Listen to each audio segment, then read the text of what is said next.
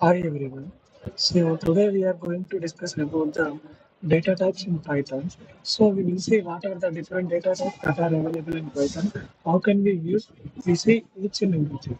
So now we will see what are the content that we see in this data type. So first we will see what introduction to data types in Python.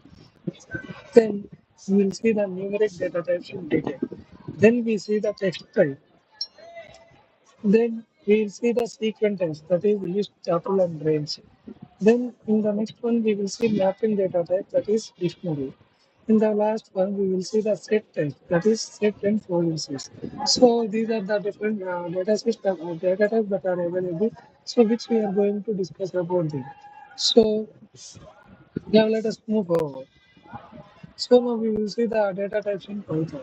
So data types. So data types is nothing but, so if you are mentioning any value, so whenever you are giving some particular value, we should know what type of data type it is, whether it is a belongs to integer data type, float data type, or Boolean data type like this. So if you want to know that kind of data type, so we um, recognizing the type of data type is very important. So here you see, so here we are classifying the data types into different values. So what they will do, what these data types will do means it will determine the operations in storage. So whatever the operations that we are performing in Python, it will determine those operations and also storage also. And also our Python is having many built-in types in such a way that it will allows the user different ones. So it means we are having also user different data types and also we are having built-in data types. So here understanding the data types is very important for effective programming. So if you want to do programming effectively, first you need to have a basic understanding or basic knowledge of data types. Then you can able to do. Next one is we can see the importance of data types. So what are the importance of data types? So this data type will ensure the correct data handling. It means if you are having some types of errors, because whenever you want to give some data type, instead of that you are giving some other data type. So because of that, it's not able to handle some of the data, and also it will cause some cost errors. So by using this data types, it will ensure the correct data handling. So whenever you want to handle some data type, so this data type is very much useful, and also efficient memory usage relies on proper type selection. And also, if you want to use your memory efficiently, it depends on totally what data type that you are selecting. So, based on your selection of the data type, it totally depends on it. Whatever the data type that you are selecting. So, based on the selection only, how you can say how much amount of memory you are using efficiently. So, memory usage totally depends on data types only. And also using correct types optimizes performance. And what is the use of correct data type is, so whenever you use the data type correctly, so it will improve the performance also. It means it will optimize the coding performance also. So and also it will prevent from pitfalls. So use correct data types will improve the efficiency and also it will improve the performance and it prevents from common pitfalls. Next one is dynamic typing in Python. So dynamic typing is nothing but in C programming we want to give the data type along with the variable. But coming to Python, you don't need to give any data type implicitly. You don't need to give any data type explicitly. So whatever the variable that you are giving, so whatever the value that is storing, by default the Python implicitly it will understand what is happening internally and what is the data type that it is. So internally it can able to understand what we are giving. So here declarations are not required. So automatically the interpreter infers what type of data type it runs in. And also dynamic typing offers coding flexibility. It means this because of this dynamic typing, it will give some coding flexibility and also rapid prototyping. So that is what. So these are the data types. Now we will see the categories of data type. So categories of data types means in the first one is numeric types. Numeric type means nothing but it deals entirely with numbers only. So that is integers, floats, complex numbers. So these comes under the numeric type. So this is useful for numerical computations only. Example here you can see in the 3.14 2 plus 3j. So like this. So this numeric types will support arithmetic operations. So by using this numeric type, you can perform arithmetical operations like addition of two numbers, multiplication of numbers, division of numbers. Like that, you can able to perform some arithmetical operations. Next one is uh, text type. Text type means nothing but it is a string. String means nothing but it is a collection of characters or sequence of characters. So we represent our strings in either in single quote or double quote. So here you can see here you see the example of hello world. Here I represent this hello world in double quotes. So whenever you are representing some characters double quotes, single quote or triple quote, it represents a string. So this is what is string. And also we are having some string operations like a concatenation and slicing. We will see when we discuss about the string. Next one is mapping type. The next one is sequence type. Sequence type is nothing but we are having all the data types in an ordered manner. So it means we are collecting the different types of items in an ordered way. So sequence types is means list, tuples, and ranges. So this comes under the sequence types.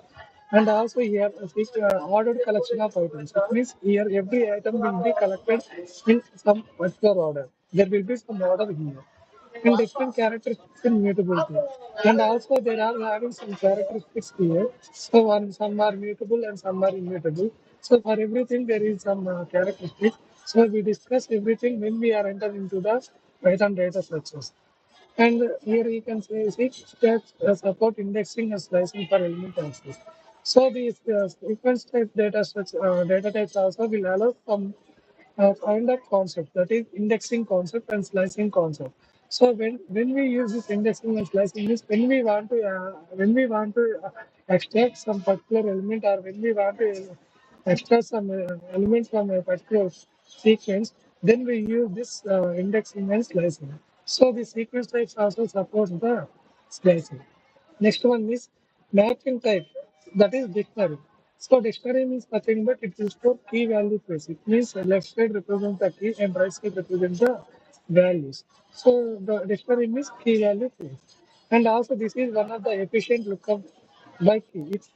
So it means if you want to extract any values with the help of the key, you can able to extract the values. And also it is unordered. It means there is no order specified here. So dictionary is unordered one.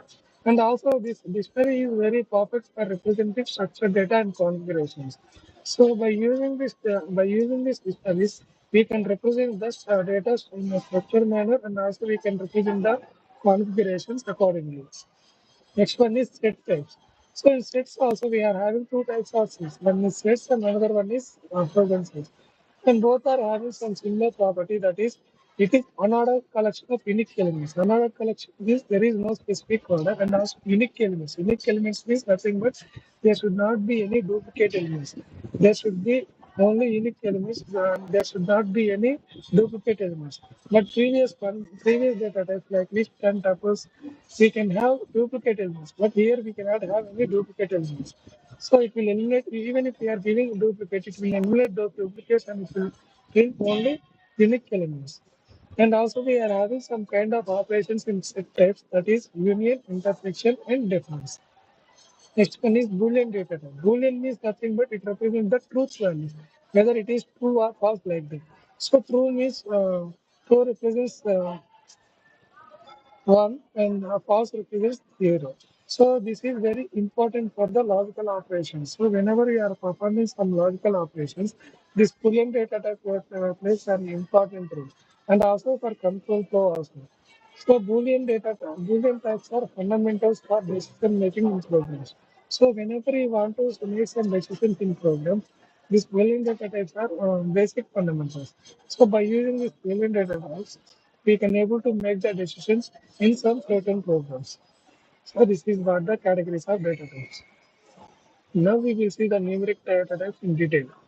Yeah, so integer representation. So integer representation means we can see whole numbers, positive numbers, negative numbers without decimal point. So if we see any whole numbers or positive numbers or any negative numbers without any decimal points, then it is nothing but integer representation only. And also it is having some unlimited precision. So if we take the example 10, 0, 100 and so on like that, those comes under the integer representation. It should not have any decimal point represented decimal. So that is one. And also we use this integers commonly for counting and indexing. So whenever we want to count number of elements in a uh, particular array, or I mean, if we want to do index for a particular data type, these integers are very commonly used. Next one is integer operations. So what kind of operations can integer perform? Means mathematical operations like addition, subtraction, division, modulo, exponentiation, and we can perform different operations like that. And also these are the fundamentals for numerical computation. So whenever you want to perform some numerical calculations, these are very fundamental. Next one is integer examples. So integer example is nothing but if we are having some list in that list we are having some items. If you want to count those items in a list, that is an example for integer example. If you give integer value, how many times does a word how many times does a word present in that list? It will give integer value only. So it's representing the ages and also indexing elements within an array. So practical examples we illustrate the integer used in various programming scenarios. So this is what the integers. Now we see the floating point numbers, floating representation. It means numbers with decimal points. It means along with the numbers we will be having some decimal points like 1.2, 2.33, 4.144 like that. For every number we will be having some decimal points. So that is what the float representation. But here there is a limited precision only. In integer there is no limited precision, but there is a limited precision here. So, for example, if you take 3.14 and minus 2.5 and 0.0, it means we are setting some limited precision for it. It means 3.14 means it should not go beyond that. Suppose if you put only three, if we put only three, it means there should be only three numbers after some decimal point. So, like that, we put some restrictions like that. And also, these floating float data types are suitable only whenever we are representing the real numbers with fractional cost. So, whenever you want to represent any real numbers with fractional cost, this floating representation is useful. Next one is float operations. So, what kind of operations it will perform is, so it performs arithmetic operations like division with potential fractionals like that, and also some special values like int and like that. And also, these float operations will require some careful handling of precision and rounding errors. So, if you want to handle any precision and if you want to handle any rounding errors, these float representations are very useful. If we see the example for this working coordinator, so if we consider the temperature or calculating the averages for the temperatures or storing financial values like that, in this case, the floating point comes into the picture.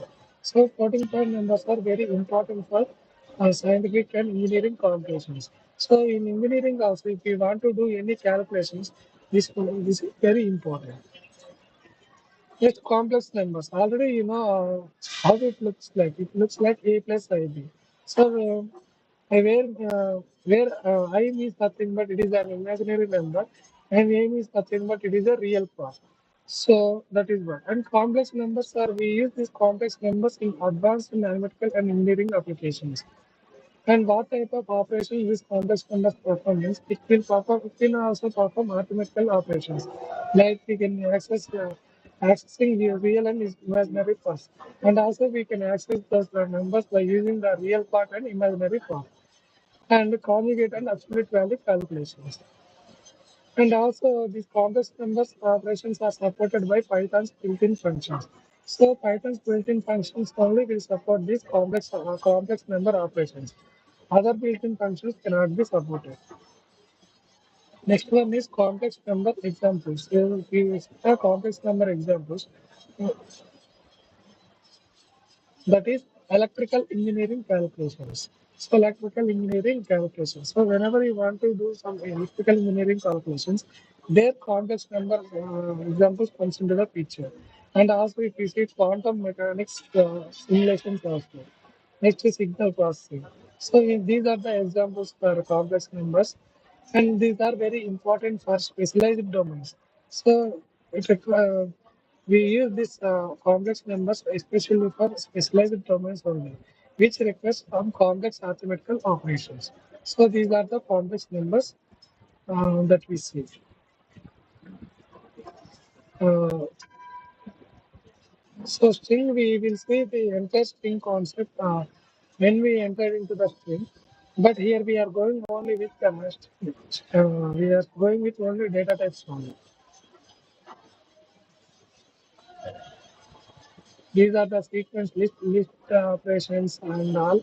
So already we know list is nothing but it is an ordered suitable collection of items. So list is nothing but it is ordered. It means every item will be in an ordered manner. And also whatever the input that you are given in that order, in the same way the output also it will be same order output. And also it is a mutable collection of items. It means once you define the data type, once you define the variable, you can able to change it anytime. So that is why it is mutable collections.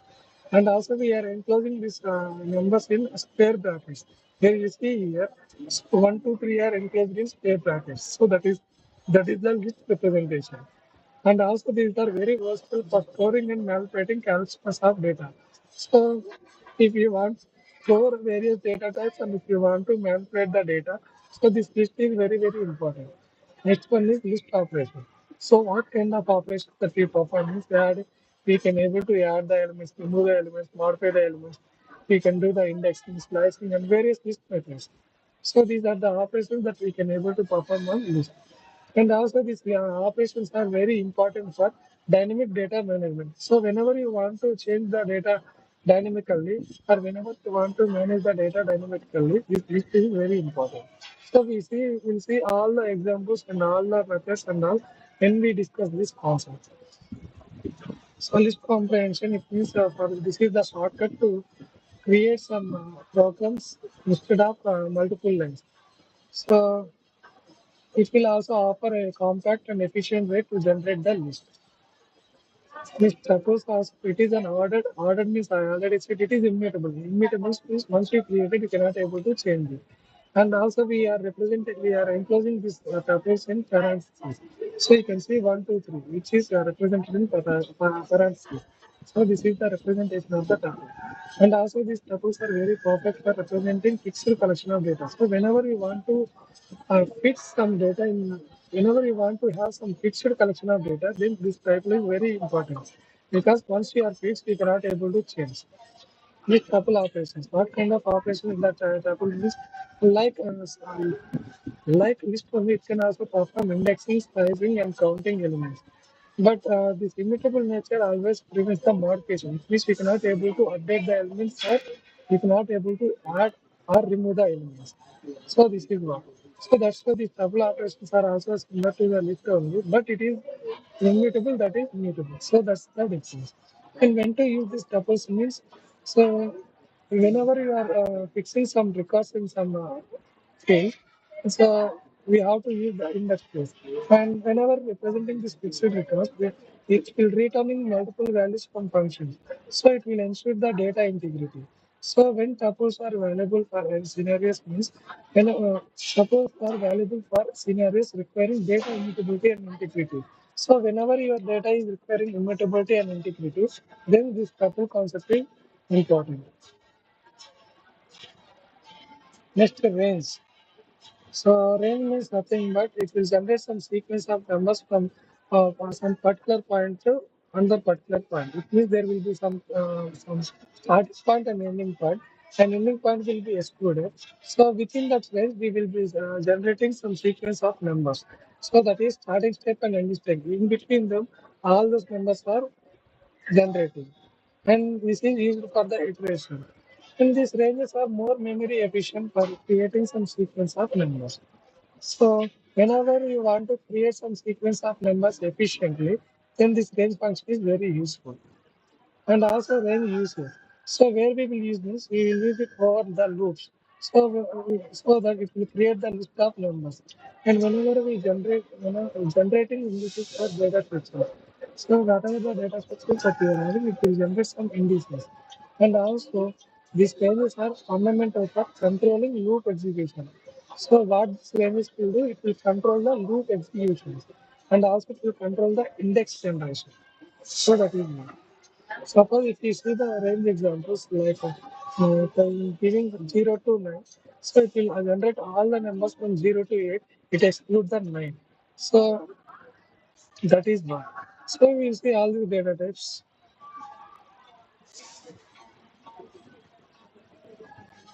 So this we will discuss whenever we enter into this.